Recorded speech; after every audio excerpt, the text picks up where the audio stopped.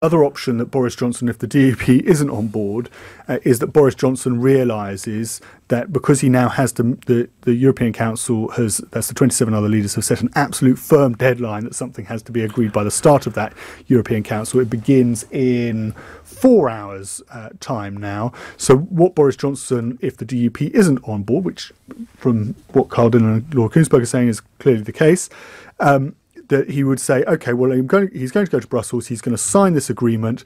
He can either persuade the DUP by Saturday to sign up to the deal and agree to vote for the deal, or he can complete, and then they'll table the motion for that vote on Saturday. Then he would presumably do over the DUP by putting it to a vote in the House of Commons on Saturday and hoping that he could get it through without the DUP votes, because enough Labour MPs and the Tories would support it and the ERG would split finally from the DUP, having followed them very closely on those last 3 meaningful votes. Or he's bouncing them by essentially saying, if you don't support us, there will be another referendum. Yes.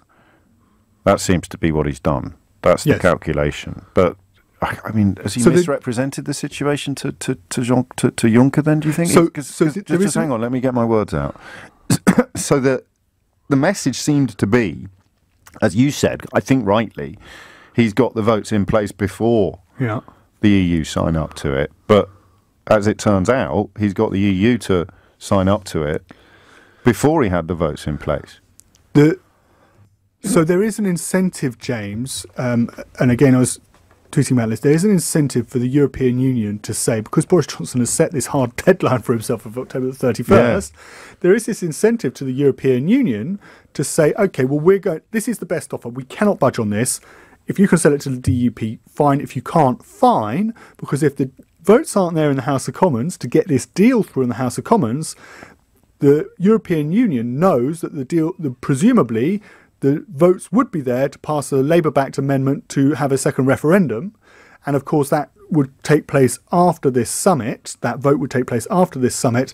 And then what Donald Tusk would be expected to say is there'd either be an emergency council summit next week, or they could just do the whole thing via email and phone call, where the European Council of 27 other EU leaders would say, fine, you've now voted for a second referendum. We are going to grant you an extension in order to hold that second referendum. The Benn Act stipulates that extension has to be for three months to January the 31st.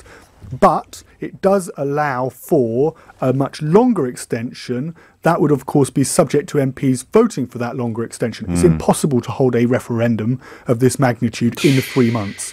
So that extension would presumably something in the region of 6 to 9 months. I'm not saying that for definite, but we would think that that's the timescales we're talking about.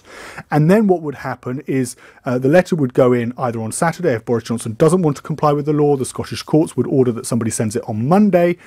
You'd have a situation where by Wednesday or Thursday the extension has been granted, and of course then the law stipulates that there has to be a referendum within a certain period of time, namely that extension.